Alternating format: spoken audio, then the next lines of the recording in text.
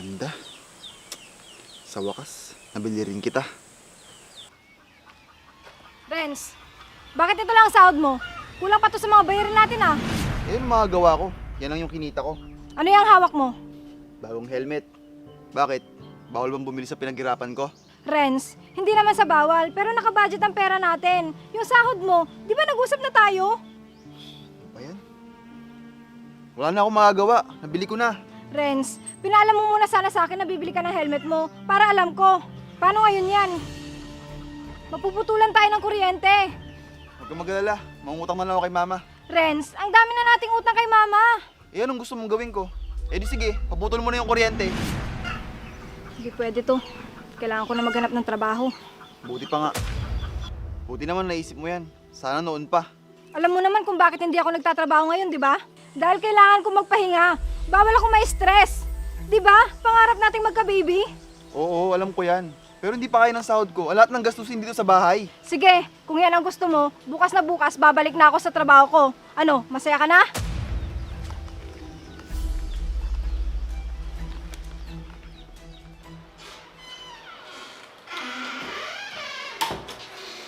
O anak, bakit malungkot ka? Di ba bawal sa'yo may stress? Si Renz po kasi ma. Ano naman ba ginawa ng anak ko sa'yo? Yung batang yun talaga. Ma, kasi po, nagtalo kami kanina tungkol sa sahod niya. Kailangan ko na po sigurong magtrabaho, ma. Kasi hindi na po sapat ang kinikita niya para sa mga gastusin dito sa bahay. Paano na yan? Paano ako magkakaroon ng apo kung hindi ka pipirmi dito sa bahay? Sigurado ako, may stress ka lang at mapapagod ka sa trabaho mo. Siguro po, ma, antayin na lang po namin na mabiyayaan kami ng anak.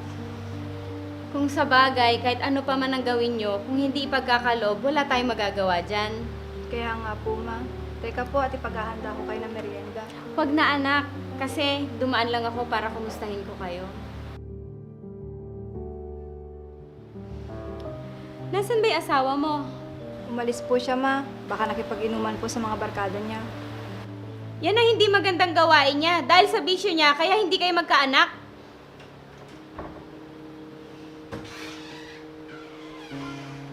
Mama, dyan po pala kayo. Orange, ano ba nangyayari sa'yo? Lasing ka na naman? Kaya hindi ka magkaanak? Dahil lagi kang umiinom pagkagaling mo sa trabaho.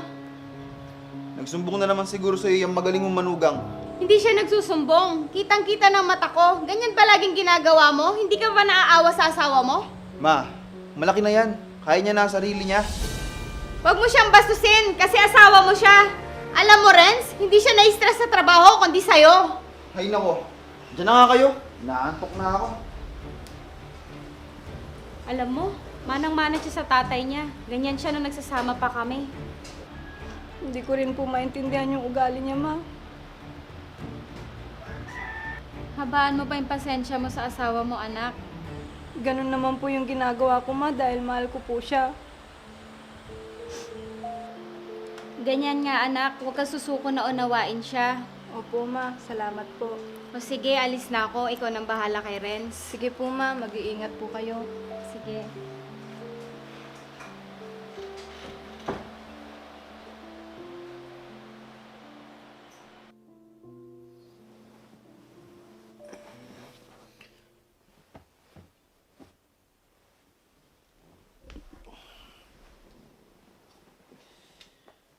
Saan na kaya yun?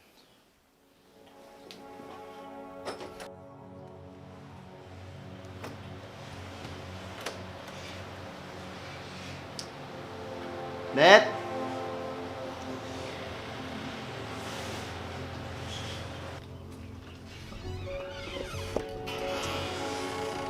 Net! Saan kaya yun?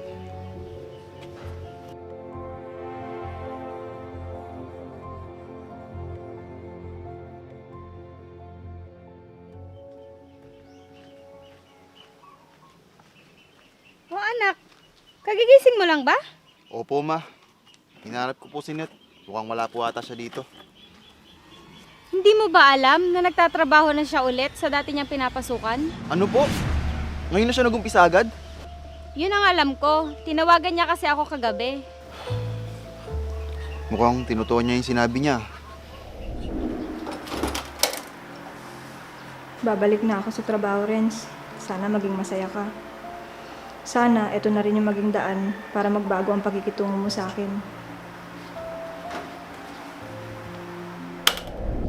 Ikaw naman kasi anak, dapat sa inyo mag-usap bilang mag-asawa.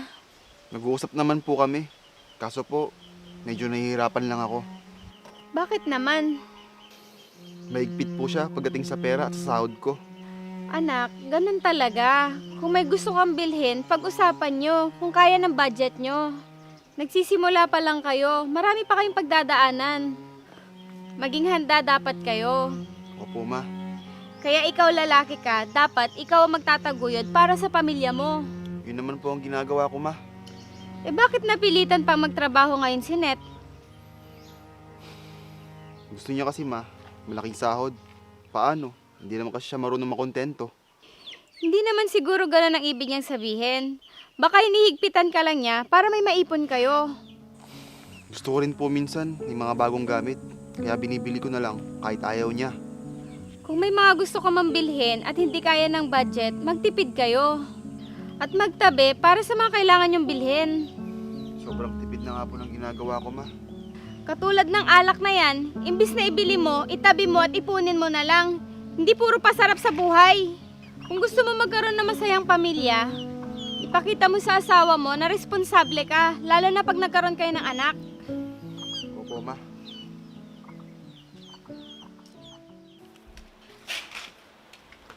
O, mahal. Kamusta ang trabaho mo? Akin na yung bag mo. Nakapagluto na rin pala ako. Bigla yatang nag-ibang ihip ng hangin. Hindi naman, mahal. Naisip ko lang kasi ang mga sinabi ni mama sa akin. Ano naman yun? Basta, hindi ka na sa loob. Aray, Renz. Oh, bakit? Ang sakit ng tiyan ko. Ba't sumakit? Hindi ko alam. Upo ka muna dito. Ang sakit. Aray! Sandali lang, hingi ako ng tulong. Renz, bilisan mo! Tulong! Aray!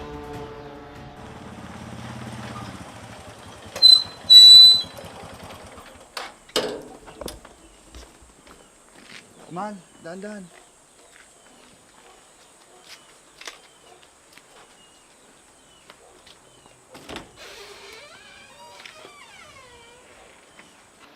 Maupo ka muna, mahal. Kukuha lang ako ng maiinom. O, mahal, inom ka muna. Salamat, mahal.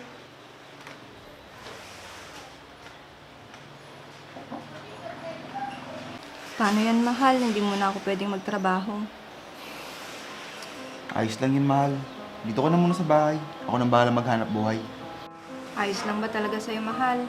Oo naman, basta ako nang bahala. O mga anak, ano nangyari? Ayos ka lang ba, Lynette? Ma, galing po kami sa doktor. Nakitaan po ako na may bukol sa matres ko. Ano sabi ng doktor sa'yo? Ano daw gagawin? Medyo malaki na daw po, kaya kailangan na daw pong tanggalin. Paano yan? Papatanggal mo ba? Opo, ma. Yung bukol lang po. Papa-schedule lang po namin kung kailan. Sige, tutulungan ko kayo. Ako nang bahala sa gastusin. Salamat po, ma. Ang dami na po naming utang sa'yo, ma. Para kanino pa ba mapupunta ang pera ko? Pamilya ko kayo. Ang swerte ko po talaga bilang manugang nyo. Wala yun, Net. Tama na nga yan, drama nyo. Maghahanda muna ako ng merienda. Wow, yan yung anak ko. Masipag. Basta para sa inyong dalawa ni Lynette, ma. Hindi na ako magsasawang pagsilbihan kayo. O, Net, bakit ka naman biglang nalungkot? Natatakot po kasi ako. Bakit naman? Paano po pag naoperahan ako, ma, at di na po kami magkaanak ni Renz?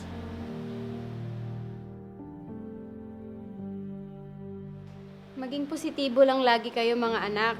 Hindi naman siguro kayo pababayaan ng ating Panginoon. Pagpatuloy nyo lang alagaan ng isa't isa. Para mabiyayaan kayo na matagal nyo ng pinapangarap. Opo, Nay. Pati po kayo.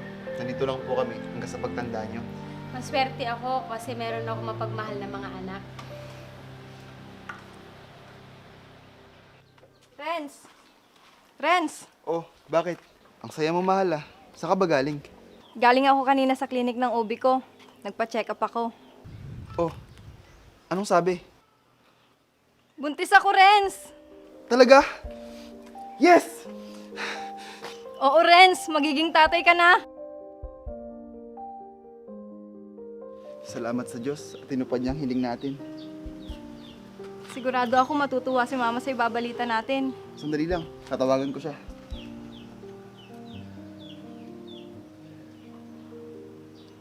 Hello, Ma. Magiging tatay na ako. At magkakaupo ka na.